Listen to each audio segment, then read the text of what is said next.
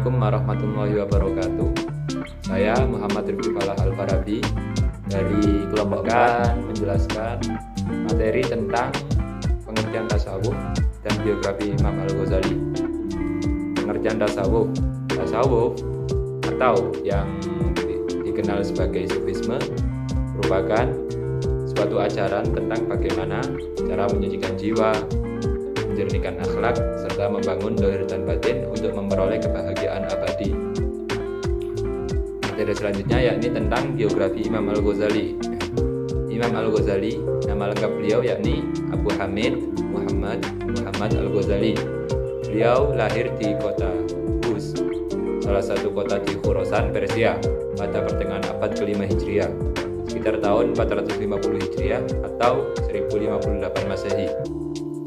Beliau merupakan seorang pemikir besar Islam yang dianugerahi gelar Hujjatul Islam atau bukti kebenaran agama Islam. Dia juga diberi gelar Zain ad-Din, yakni yang berarti perhiasan agama. Beliau, Imam Al-Ghazali, lahir di kota kelahirannya Tus pada tanggal 14 Jumadil Akhir tahun 505 Hijriah, sekitar tanggal 19 Desember tahun 1111 Masehi. Pendidikan Imam Al-Ghazali. Sejak usia dini, Imam Al-Ghazali sudah memperoleh ilmu fikih dari gurunya yang bernama Syekh Ahmad bin Muhammad Ar-Radkani. Pelajaran tersebut didapatkan beliau saat beliau masih tinggal di daerah Khurasan. Setelah menimba ilmu di Khurasan, beliau pergi ke kota Jurjat. Di kota baru ini, ia mempelajari ilmu lain dengan gurunya yang bernama Imam Abi Nasr Al-Ismaili. Di sana, bukan hanya belajar, tapi beliau Imam Al-Ghazali juga sempat menulis sebuah buku yang berjudul At-Ta'liqat. Setelah pendidikan di Jurjan telah usai, Imam Al-Ghazali pindah lagi ke kampung halamannya.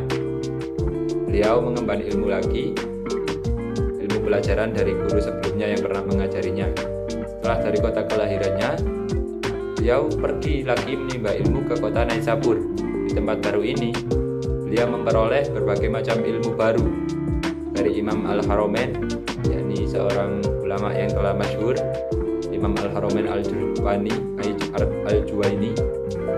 Dia memperoleh ilmu diantaranya ilmu fikih mazhab Imam Syafi'i, ilmu perdebatan, ilmu usul, ilmu hikmah, ilmu logika, ilmu khilaf, dan ilmu filsafat. Setelah pendidikan dirasa usai, beliau sempat ditunjuk menjadi guru besar Madrasah Nizamiyah di Baghdad. Bahkan beliau juga sempat diangkat menjadi rektor di sebuah universitas di sana.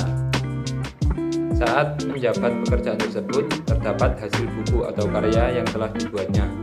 Di antaranya buku tentang fikih, ilmu kalam, Ismailiyah, filsafat, dan sanggahan terhadap aliran kebatinan. Setelah usai dari pekerjaan di kota tersebut, Imam Al-Ghazali pindah lagi ke kota Mekah, kemudian pindah lagi ke Damaskus. Di tempat terakhir ini, Imam Al-Ghazali menghabiskan waktunya hanya untuk beribadah atau mengikuti jalur sufi. Sehari-hari beliau beribadah. Selepas dari sana, beliau kembali lagi ke Baghdad untuk kembali mengajar. Setelah ke Baghdad, baru Imam Al-Ghazali kembali ke kampung halamannya dan menjalani profesi yang sama.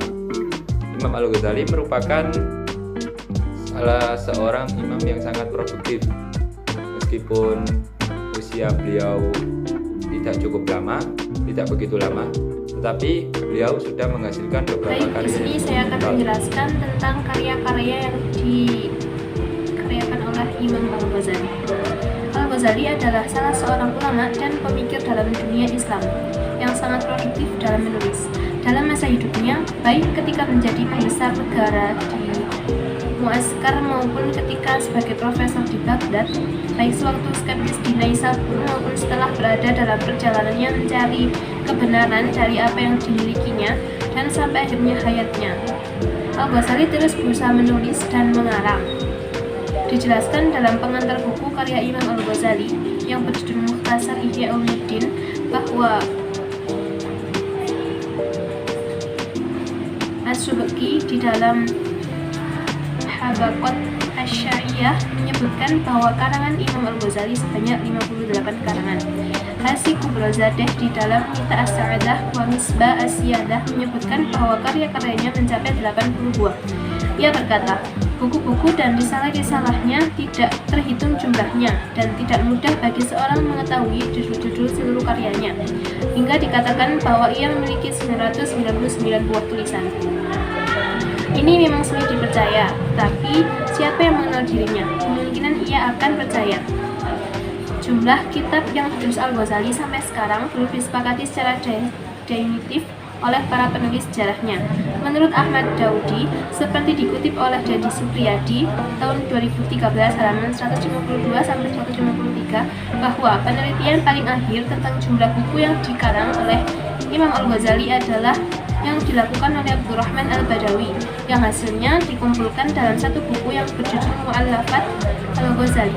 Dalam buku tersebut, Abdurrahman mengklasifikasikan kitab-kitab yang ada hubungannya dengan karya Al-Ghazali dalam 3 kelompok. Kelompok yang pertama yaitu kelompok kitab yang dapat dipastikan sebagai karya Al-Ghazali yang terdiri atas 72 buah kitab. Kedua yaitu kelompok kitab yang dilakukan sebagai karyanya yang asli terdiri atas 22 buah kitab.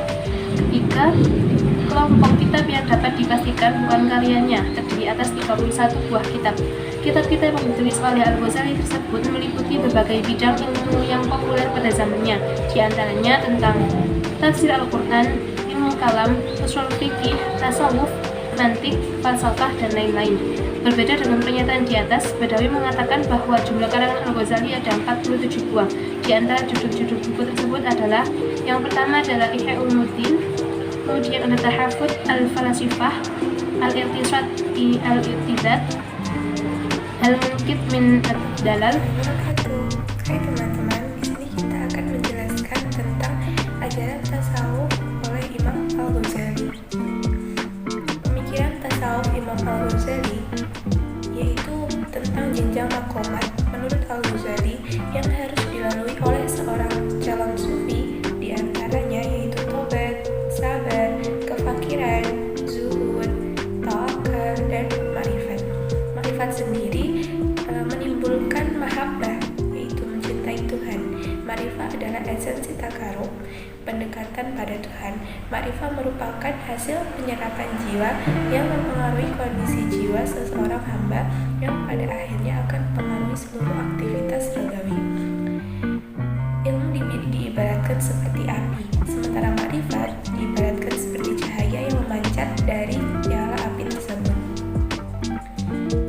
Sarana marifat seorang sufi menurut beliau adalah kalbu, bukannya perasaan, dan bukan pula akal budi. Kalbu menurutnya bukanlah bagian tubuh yang dikenal terletak pada bagian tubuh pada bagian kiri dada seorang manusia, tapi kalbu adalah percikan rohani ketuhanan yang merupakan hakikat realitas manusia. Namun, akal budi belum mampu memberikan perkaitan hakikat realitas manusia. Kalbu menurut Al-Ghazali bagaikan cermin, sementara ilmu adalah pantulan gambar realitas yang terdapat di dalamnya. Jelasnya, jika cermin kalbu tidak bening, maka ia tidak dapat memantulkan realitas dari ilmu. Tentang manusia, Al-Ghazali membagi manusia ke dalam 3 golongan, yaitu sebagai yang pertama, kaum awam, yang cara berpikirnya sederhana. Yang kedua yaitu kaum pilihan, yang akalnya tajam dan berpikir secara mendalam. Yang ketiga yaitu kaum ahli debat atau ahli al-jadal. Adapun tentang kebahagiaan, Al-Ghazali berpendapat bahwa kebahagiaan adalah tujuan akhir jalan para sufi, sebagai buah pengenalan terhadap Tuhan. Melalui pendekatan sristik, Al-Ghazali berupaya mengembalikan kepada sumber fundamental dan historis setelah memberikan suatu kehidupan emosional, keagamaan, historik, dan sistemnya. Selanjutnya yaitu pengaruh tasawuf Imam Al-Ghazali. Dalam tasawuf, pilihan Al-Ghazali jatuh pada tasawuf Sunni yang berdasarkan doktrin Ahlus Sunnah wal Jamaah, sehingga sehingga dapat dikatakan bahwa tasawuf Al-Ghazali ini benar-benar bercorak Islam. Lalu, menurut analisa dan Kelly McDonald seperti dikutip oleh Amin Syukur dan Mas Syarudin, ada beberapa hal. Yang pertama yaitu Al-Ghazali dapat membawa orang Islam kembali dari kegiatan-kegiatan skolastik. Yang kedua yaitu dalam nasihat-nasihat dan pengajaran moralnya, ia memperkenalkan lagi elemen-elemen al-khawf atau takut terutama pada api neraka.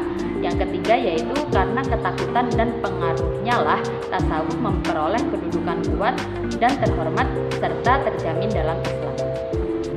Lalu yang keempat yaitu ia membawa filsafat dan teologi filosofis yang semula bersifat elitis ke dalam daratan pemikiran orang awam yang pada mulanya hanya bisa dipahami oleh orang-orang tertentu. Lalu Al-Ghazali telah mengubah atau paling tidak telah berusaha merubah istilah-istilah yang sulit menjadi mudah bagi pemahaman orang awam. Melalui pendekatan suistik, Al-Ghazali berupaya mengembalikan Islam kepada sumber fundamental dan historis serta memberikan suatu tempat kehidupan emosional keagamaan atau esoterik dalam sistemnya.